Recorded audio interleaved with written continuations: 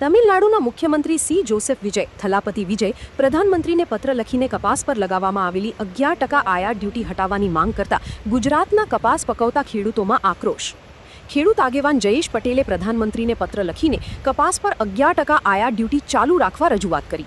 જયેશ પટેલે પત્રમાં જણાવ્યું કે હાલમાં ક્રૂડ તેલના ઊંચા ભાવને કારણે સિન્થેટિક ફાઇબર્સના ભાવમાં વધારો થયો છે. ગાર્મેન્ટ તથા ટેક્સટાઇલ ઇન્ડસ્ટ્રીએ કપાસની આયાત ઉપર 11% ડ્યુટી હટાવીને કપાસની આયાત વેરામુક્ત કરવા ગાર્મેન્ટ તથા ટેક્સટાઇલ ઇન્ડસ્ટ્રીએ કપાસ પરની 11% આયાત ડ્યુટી દૂર કરવા વિજય થેલાપતિએ કેન્દ્ર સરકારને અનુરોધ કર્યો છે. આ નિર્ણયથી ભારત દેશના કપાસ પકવતા ખેડૂતોને ભારે આર્થિક નુકસાન થશે. ભારત દેશ વિશ્વમાં કપાસ ઉત્પાદનમાં પ્રથમ ક્રમે છે. કપાસની આયાત વેરામુક્ત કરવામાં આવશે તો ભારતના કપાસ પકવતા ખેડૂતોને આર્થિક નુકસાન થશે. ભારત સરકારના વેરામુક્ત કપાસની આયાત નિર્ણયથી વિદેશથી આવતો કપાસ સસ્તા ભાવમાં મળી રહેશે, જેના કારણે કપાસ પકવતા ખેડૂતોને ભારે નુકસાન થશે. આમ અમારી લાગણી વેરામુક્ત કપાસની આયાત અટકાવી રાબેતા મુજબ કપાસ પરની 11% આયાત ડ્યુટી ચાલુ રાખી ખેડૂતોના હિતમાં નિર્ણય લઈ ડ્યુટી યથાવત રાખવા આગ્રહભરી નમ્ર વિનંતી કરી છે. વેરામુક્ત કપાસની આયાત અટકાવવામાં નહીં આવે તો કપાસ પકવતા ખેડૂતો ચોક્કસપણે મુશ્કેલીમાં મુકાઈ શકે એમ છે.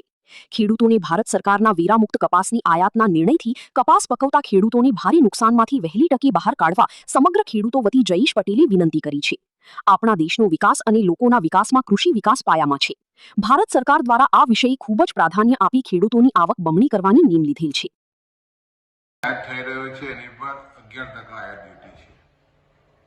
પછી ખાસ કરીને છેલ્લા 1 મહિનાથી જે સ્થિતિ બની છે યુદ્ધને કારણે ક્રૂડ ઓઇલ મોંઘું થયું છે અને ક્રૂડ ઓઇલને કારણે સ્વાભાવિક છે કે સિન્થેટિક યાન મોંઘું થવાને કારણે ટેક્સટાઇલ ઇન્ડસ્ટ્રી સાથે જોડાયેલા ઉદ્યોગપતિઓ ખેડૂતોના ભોગે જે રીતે 11% ઇમ્પોર્ટ ડ્યુટી ઘટાડવાની જે વાત થઈ રહી છે અને એને કારણે ખેડૂતોના ભોગે તમારે સસ્તો કપાસ વિદેશથી લાવવાનો અને પછી ગાર્મેન્ટ્સ વિદેશ નિકાસ કરવાની જે વાતો થઈ રહી છે એને કારણે હજારો લાખો ખેડૂતોને ખૂબ જ ઠેસ પહોંચી છે.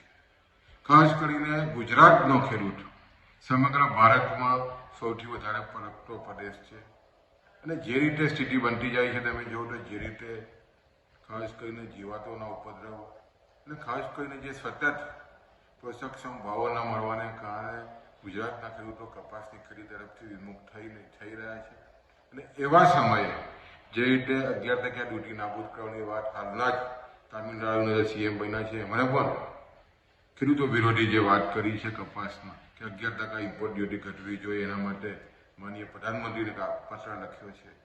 આ પત્રને અમે વખોડીએ છીએ અને અમે પણ સમગ્ર ગુજરાતના 50 લાખ જે ઉત્પાદક કપાસના ખેડૂતો વતી માનનીય નરેન્દ્રભાઈ મોદી સાહેબને પત્ર લખીને અમારી વેદના જણાવી છે કે કપાસના ખેડૂતોને બચાવવો હશે તો વિદેશથી આયાત થતો કપાસ અટકાવવો પડશે અને 11% ડ્યુટી છે એમાં વધારો કરવો પડશે. એના અનુસંધાનમાં અમે પત્ર લખ્યો છે.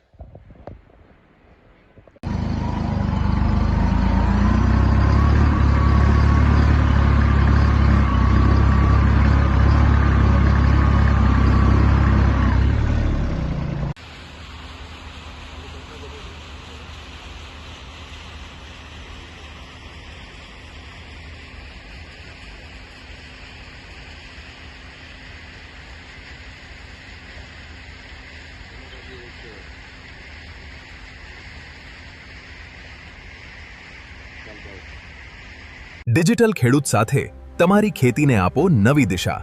માહિતી, માર્ગદર્શન અને સફળતા હવે તમારી મુઠ્ઠીમાં. નમસ્કાર ખેડૂત ભાઈઓ, ડિજિટલ ખેડૂત ચેનલને સબસ્ક્રાઇબ કરો અને વધુ વિડીયોઝ જુઓ.